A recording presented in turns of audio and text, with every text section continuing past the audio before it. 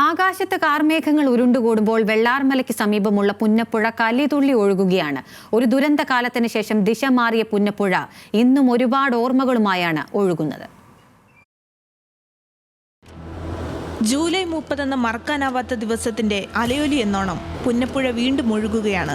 വെള്ളാർമല സ്കൂളിനോട് ചേർന്നൊഴുകിയ ശാന്തമായ പുഴ ഇപ്പോൾ ഒറ്റമഴയിൽ കുത്തിയൊഴുകാൻ തുടങ്ങി. തകർന്നടിഞ്ഞ സ്കൂളും മറ്റ് കെട്ടിടങ്ങളും ഉരുൾപൊട്ടലിനെ ഓർമ്മിപ്പിച്ച് പുന്നപ്പുഴയ്ക്ക് സാക്ഷിയായി നിൽപ്പുണ്ട്.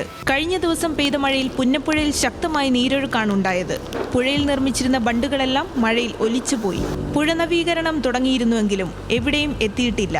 മഴക്കാലത്ത് വൈദ്യുതി പ്രതിസന്ധിയും ചൂരൽമലക്കാർ നേരിടുന്നുണ്ട്.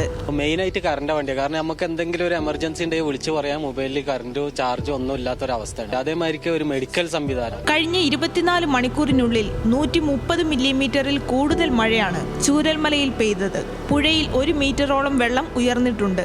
നീലിക്കാപ്പ്, പുതിയ വില്ലേജ് റോഡ്, പഴയ വില്ലേജ് റോഡ് എന്നിവിടങ്ങളിലായി 200ഓളം കുടുംബങ്ങൾ ഇപ്പോഴും ചൂരൽമലയിൽ താമസിക്കുന്നുണ്ട്. ന്യൂസ് മലയാളം, വയനാട്.